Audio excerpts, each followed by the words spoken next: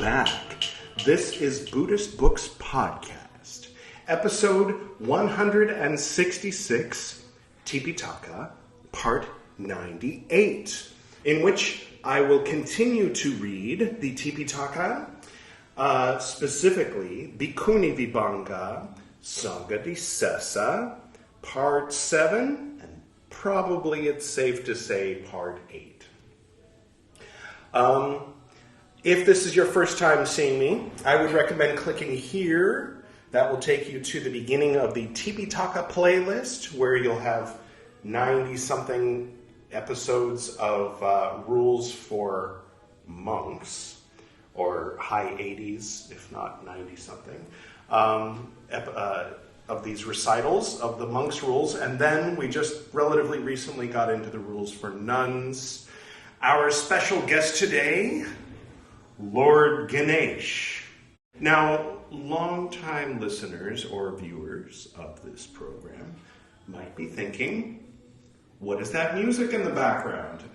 Well, that's Goan music from Goa. It was it wasn't considered actually a colony of Portugal.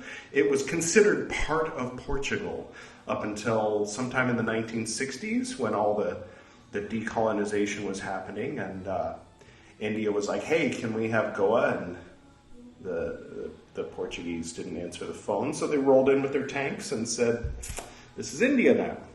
Anyway, enough politics. No, actually, what you might be thinking is, it's one of these ecumenical exchange program episodes, since Ganesh, obviously, is not part of Buddhism, but rather Hinduism. And believe it or not, that's not entirely correct.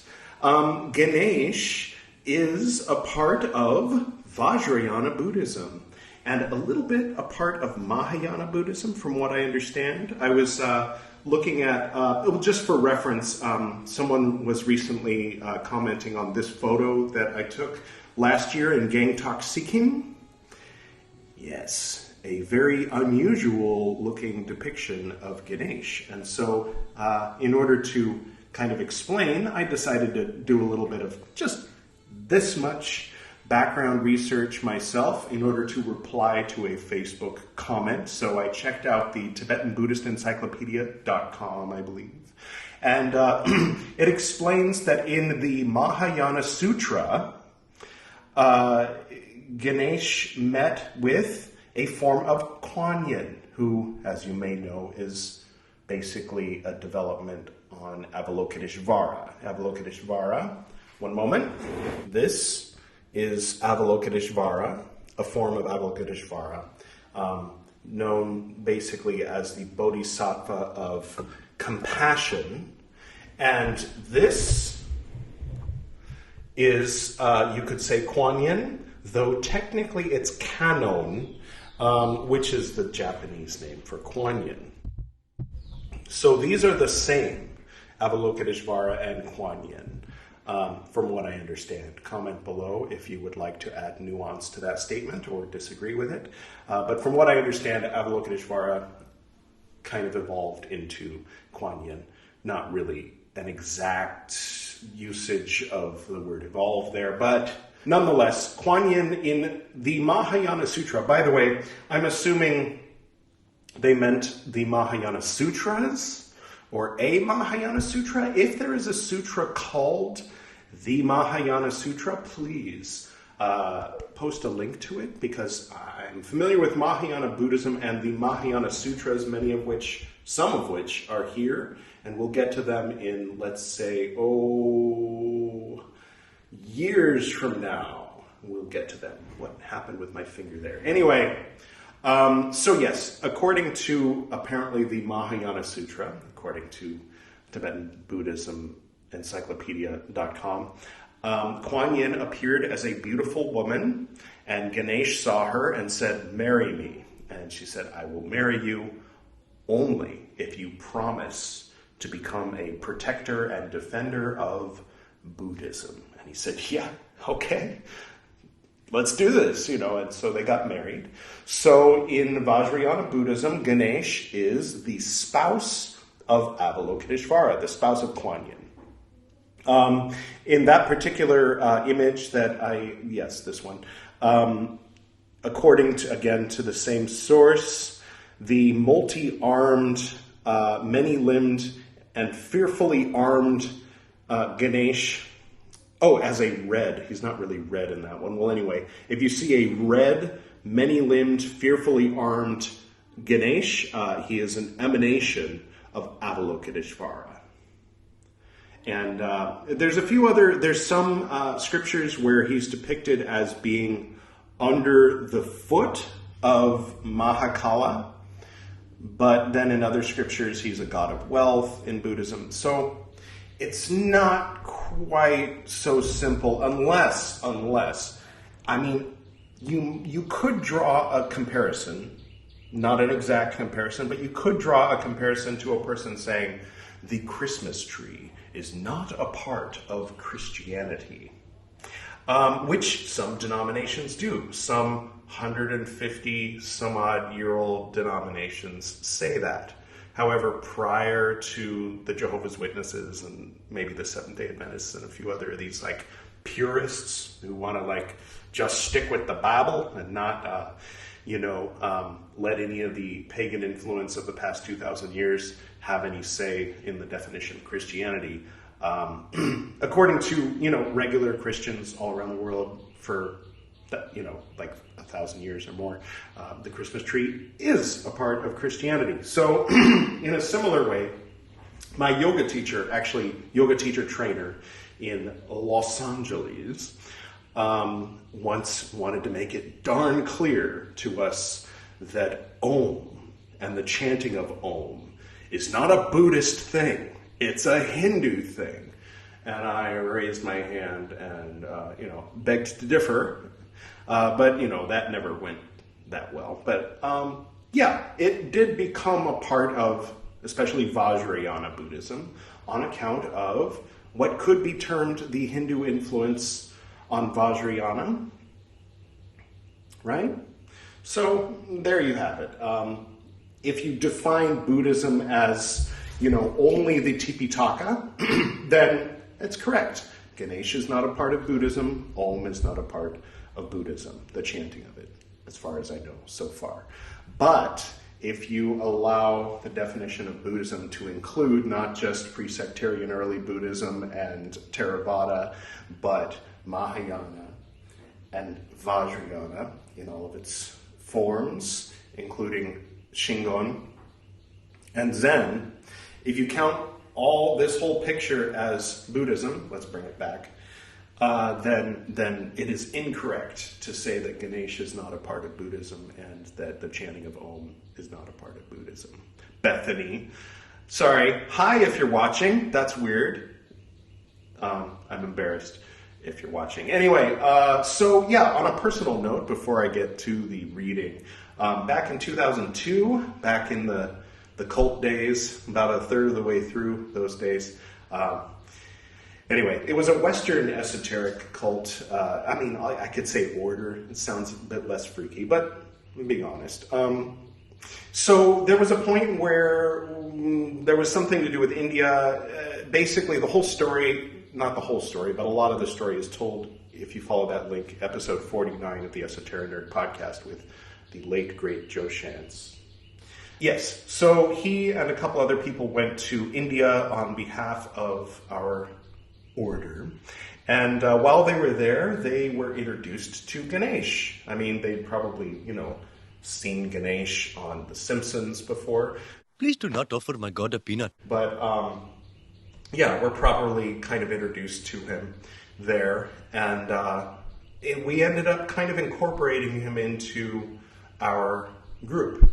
And Asiel Schlugdrickney. Now, if you're familiar with that reference, familiar with that little inside joke there, hello, you're either one of the 21 people that were in the room that day, or you already heard the episode with Joe Shantz, in which I believe I mentioned it. So, yes, I myself, after the introduction of Ganesh into our temple and practice, had several Ganesh shrines, or one Ganesh shrine that evolved over time. And As you can see, I had coins and Skittles. Those are Skittles. I had worked out a based 5 numerical system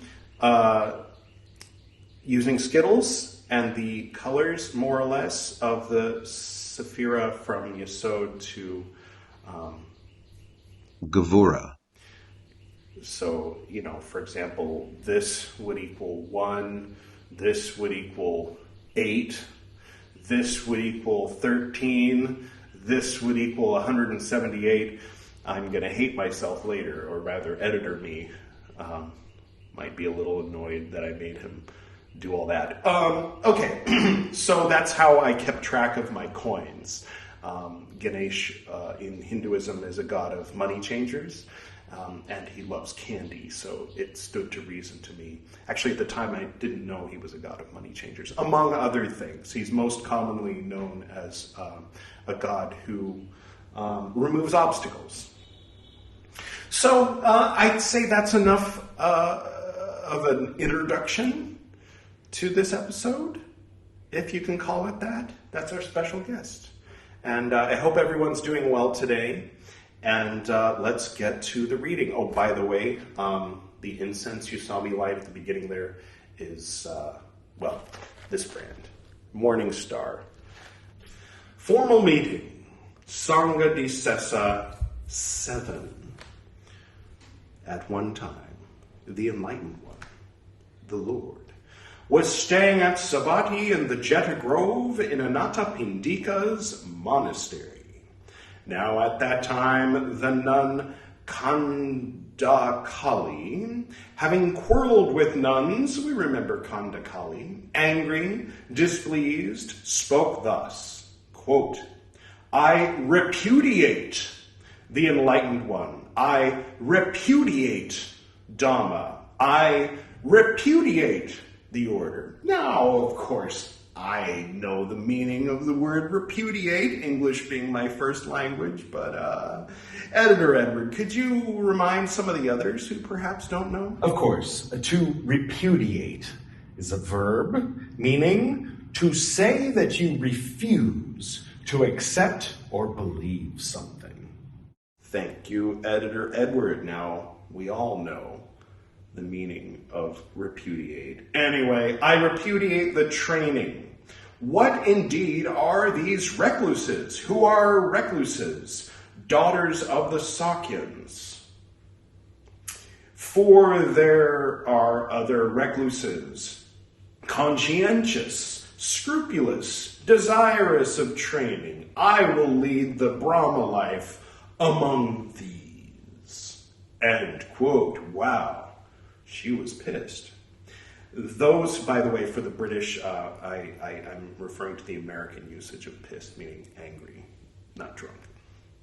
In England, it means drunk. Anyway, those who were modest nuns, 3 dots, spread it about, saying, quote, how can the lady Khandalakali, a nun, angry, displeased, talk thus, quote within quotes, I repudiate, 3 dots. I, by the way, just to go on record here, I also repudiate 3 dots. I don't like them. I will lead the Brahma life among these, end quote, question mark, quote. Rather, end quote within quotes, question mark, end quotes. 3 dots. Quote, is it true, as is said, monks, that the nun Khandalakali, angry, displeased, spoke thus, quote within quotes, I repudiate, 3 dots. I will lead the Brahma life among these, end quote within quotes, question mark, end quote. Quote, it is true, Lord, end quote. The Enlightened One, the Lord, rebuked them, saying, quote, how, monks, can the nun Khandalakali, angry, displeased, speak thus, quote within quotes, I repudiate, 3 dots. I will lead the Brahma life among these, end quote within quotes, question mark. It is not, monks, for pleasing those who are not, parentheses, yet, end parentheses, pleased, 3 dots. This rule of training. Whatever nun, angry, displeased, should speak thus, quote within quotes, I repudiate the enlightened one, three dots, I repudiate the training. What indeed are these recluses who are recluses, daughters of the Sakyans? Puppy, please. I'm in the middle of a recital. Could you... Is it really annoying? I'll keep reading. For there are other recluses, conscientious, scrupulous, desirous of training. I will lead the Brahma life among these. End quote, within quotes. That nun should be spoken to thus by the nuns. Quote, within quotes. Do not, lady, angry and displeased, speak thus. Quote. So a quote within a quote within a quote gets quotes, not quote within quotes. Two thingies. Anyway. I repudiate the enlightened one, three dots, I will lead the Brahma life among these. What, I mean, she's talking about leaving. She's going to leave. What, are you going to kick her out? This isn't even one of the rules where you get kicked out. It's a formal meeting. Like, how are you going to have a formal meeting when she's, like, walking away? End quote. Unless it's like, there's a rule against talking like this. Obviously, if someone leaves, they're gone. But if you talk, I'm going to leave, screw this place, nah, then you get punished for that, assuming you don't leave, right? Is that what's happening here? Be satisfied, lady. Dharma is well preached. Lead the Brahma life for the utter ending of ill. End quote, in quotes. And if that nun being spoken to thus by the nuns persists as before, that nun should be admonished by the nuns up to a third time for giving up that parentheses course. And parentheses. Course is in parentheses, by the way. If, being admonished up to a third time, she should give it up, that is good. If she should not give it up, that nun also has fallen into a matter that is an offense on the third parentheses admonition end parentheses, entailing a formal meeting of the order involving being sent away.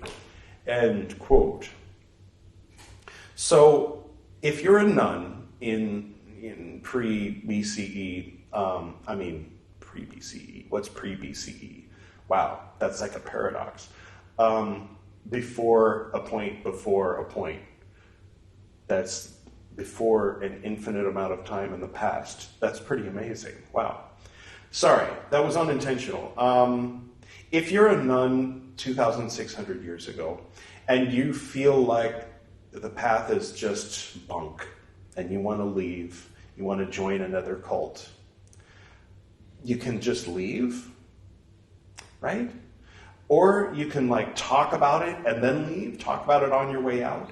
But if you're not actually going to leave, then don't talk like you're going to leave, I guess, right?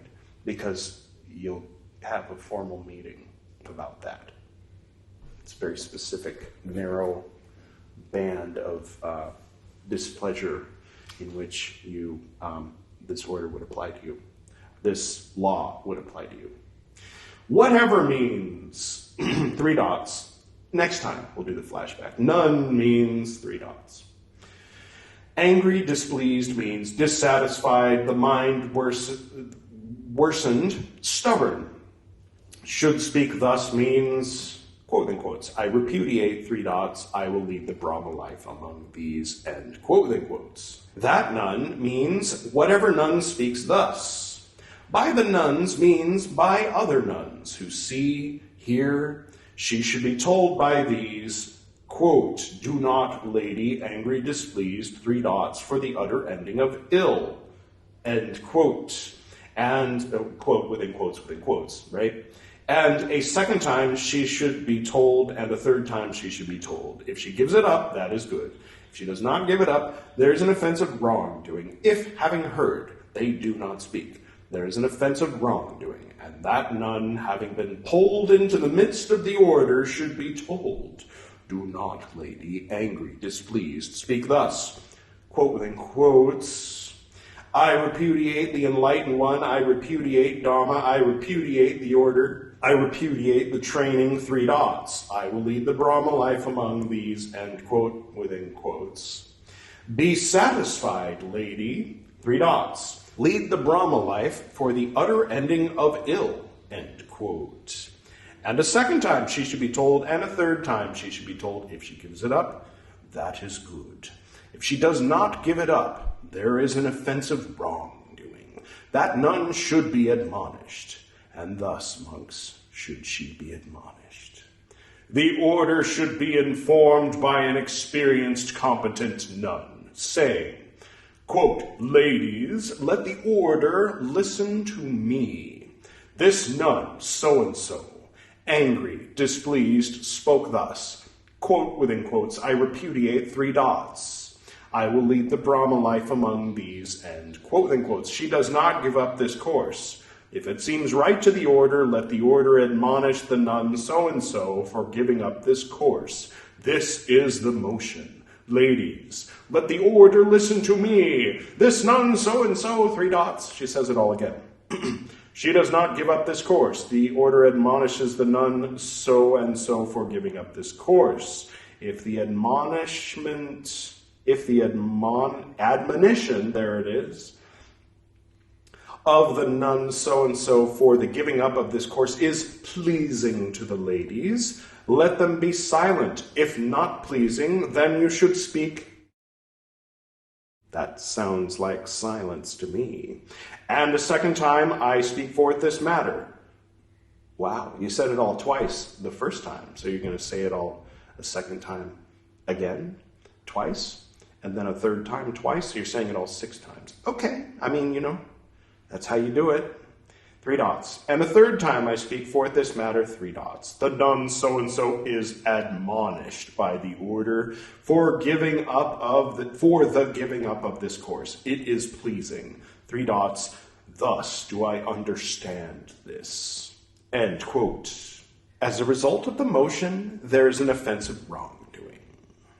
As a result of 2 proclamations, there are grave offenses. At the end of the proclamation, there is an offense entailing a formal meeting of the order. If she is committing an offense entailing a formal meeting of the order, the offense of wrongdoing according to the motion and the grave offenses according to the 2 proclamations subside. Right. So like if you are on trial and they're like, he definitely killed the guy, but we don't know if he did it on purpose, so he's guilty of homicide. Oh, new evidence came. He did mean to do it. He planned it. Here's the notebook where he wrote, I'm going to kill the guy. He's guilty of murder. He's no longer guilty of homicide because he's now guilty of murder, right? Makes sense? So once the formal meeting, thing is established, she's guilty of a formal meeting, then the wrongdoing of being guilty of having a nun admonish her the first time subsides, right? Is it making sense? Comment below. Engagement is everything. She also means she is so called in reference to the former. Up to the 3rd time means she falls on the 3rd admonition, not through transgression of a course. Involving being sent away means she is caused to be sent away by the order. Offense entailing a formal meeting of the order means 3 dots. We did that. We'll do the flashback again. Not next time, but sometime. 3 dots. Therefore, again, it is called an offense entailing a formal meeting of the order. If she thinks that it is a legally valid act when it is a legally valid act, parentheses, and end parentheses, does not give it up, there is an offense entailing a formal meeting of the order. If she is in doubt as to whether it is a legally valid act, 3 dots.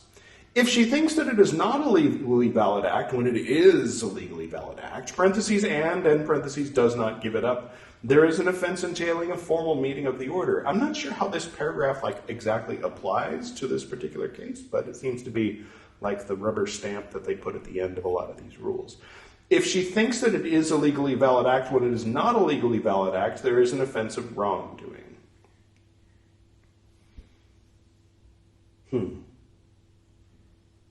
Under what circumstances would it be a legally valid act to proclaim that I forsooth, whatever that word we all know is, I recluse, I renounce, I repudiate the Buddha, the Dharma, and the order and the teachings. Under what circumstances would that be legally valid to do? Comment below. Anyway, if she's in doubt as to whether it is not a legally valid act, there is an offense of wrongdoing. If she thinks that it is not a legally valid act when it is not a legally valid act, there is an offense of wrongdoing. There is no offense if she is not admonished, if she gives it up, if she is mad, if she is the first wrongdoer.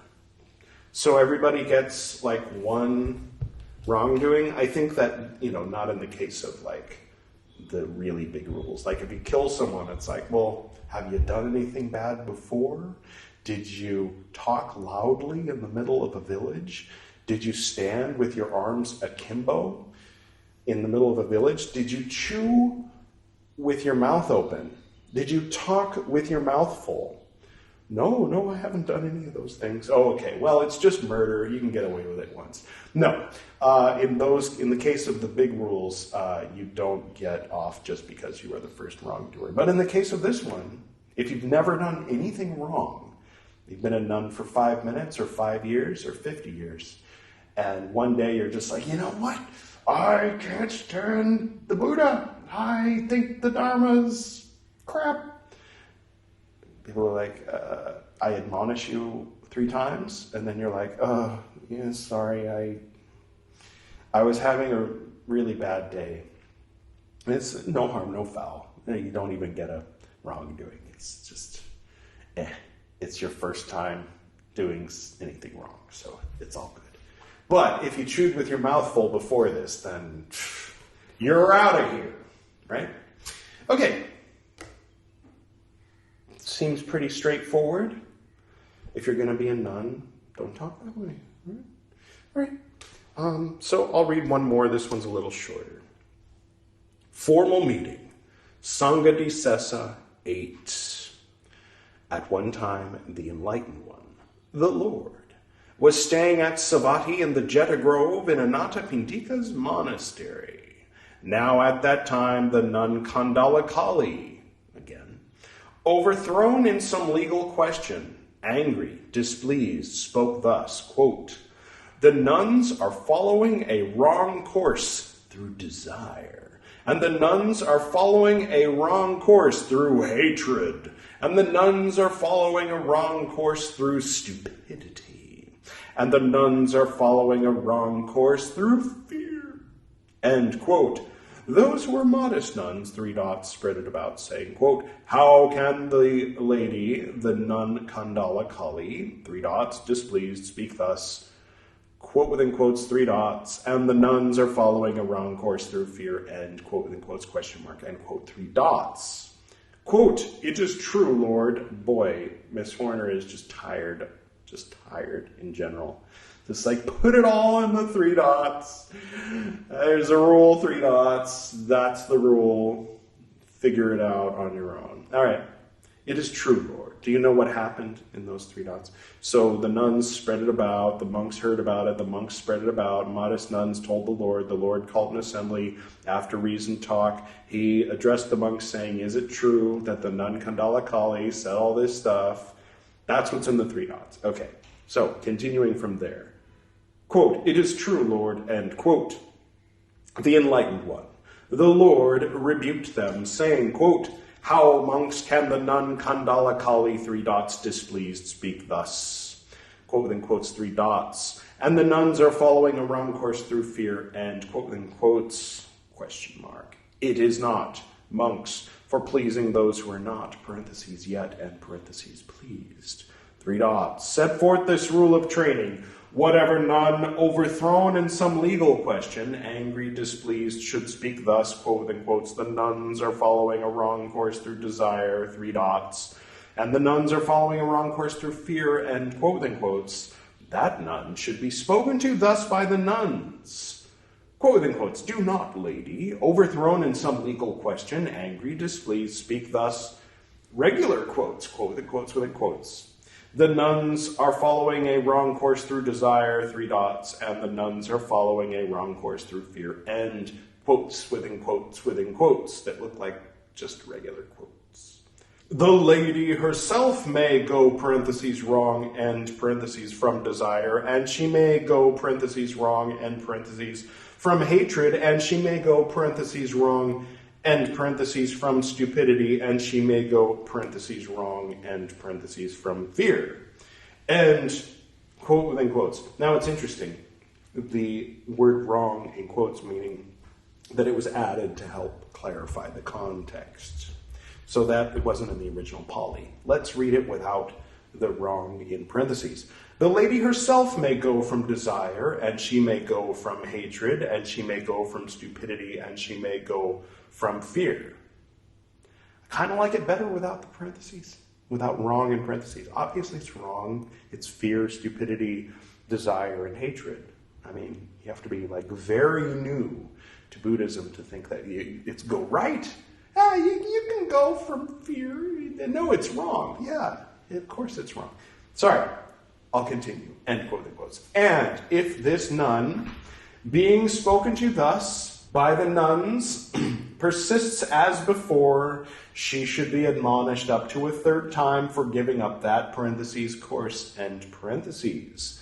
If being admonished up to a third time she should give it up, that is good. If she should not give it up, that nun also has fallen into a matter that is an offense on the third, parentheses, admonition, end parentheses, entailing a formal meeting of the order involving being sent away. End quotes. Whatever means three dots. None means three dots. In some legal question means there are four, parentheses, kinds of, in parentheses, right, end parentheses, legal questions. Legal questions arising out of disputes. Legal questions arising out of censure. Legal questions arising out of transgressions. Legal questions arising out of obligations. Overthrown means she is called defeated. Really? Is that parajika? Yeah, parajika. Wow. So, what? So if she's found guilty of being defeated, you're no longer a nun, we don't want to see you again, get out of here. And she's like, you're just speaking out of fear. Then she's also guilty of a formal meeting on top of being defeated? Is that what I'm getting at? Comment below. Angry, displeased means dissatisfied. The mind worsened, stubborn. Should speak thus, saying, that means saying, quote, the nuns are following a wrong course through desire, three dots, and the nuns are following a wrong course through fear, end quote. That nun means whatever nun speaks thus. By the nuns means by other nuns who see, hear, she should be told by these nuns, quote, do not, lady, overthrown, three dots, and she may go, parentheses, wrong, end, parentheses, from fear, end quote. And a second time she should be told. And a third time she should be told, three dots, parentheses, see VII 2, 1 through 3, instead of do not lady angry, etc., read do not lady overthrown, etc., instead of nun so-and-so angry, etc., read this nun so-and-so overthrown, etc. End parentheses. Fair enough. Fair enough. So that like page and a half from the previous rule about how to do the admonition, just copy paste that here with that slight change. Fair enough, Miss Warner. Fair enough. In fact, thank you. Three dots. If she is the first wrongdoer. Okay, so a lot went in those three dots. You remember all the ways you can get away with it. If you're mad, if it's legally invalid and not legally, you thought it was valid, it's a wrongdoing. All that stuff. All of it. Okay. Those are some rules. Someone commented, wow, this is very severe. Yeah. A little different than like smoking a joint and listening to some Alan Watts videos or recitals. And there's a spectrum, as I mentioned. There's different forms and manifestations of Buddhism on various levels. So this is for nuns and then previously for monks in the first like 90 of these Tipiṭaka recitals, if you're gonna be a monk and Buddha himself is actually your teacher and you're following him around in ancient Bihar, India, then yeah, it's strict. It's strict. A lot of people say, yeah, don't bother reading these because you're not a monk, you're not a nun, so these rules don't apply to you. And probably in like Mahayana and Vajrayana and more recent manifestations of Buddhism, they don't even apply to them, a lot of them. But I'm going to read them anyway, partly because everybody says to skip it, and partly because I want to. And I hope that you're enjoying it. If you are still watching, by the way, hi to the people listening to the audio only on the podcast. You're awesome. Just hang in there while I talk to the people on YouTube for a second.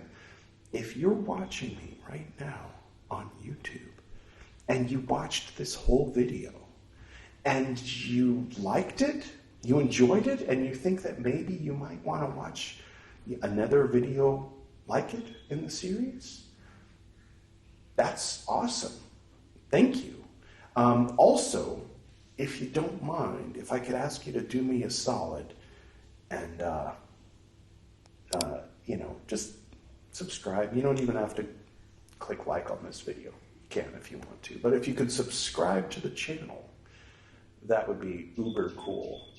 Because then, well, I'd have one more subscriber than I did before. A lot of people were subscribed to the old channel. This is a relatively new channel. The Buddhist books recitals were a playlist on my main channel, Edward Reeb. And then after, 150 of them, I decided to dedicate a new channel, Buddhist Books Podcast, this channel.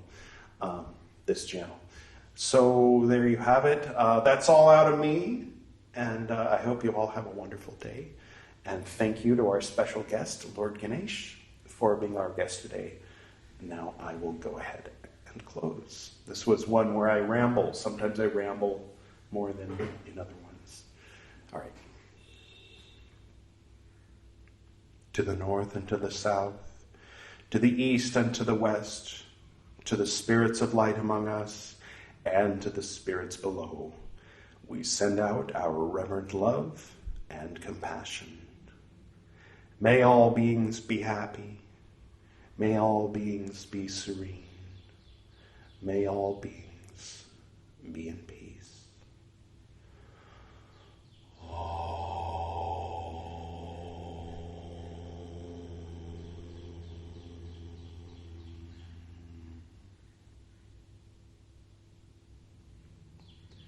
Until next time.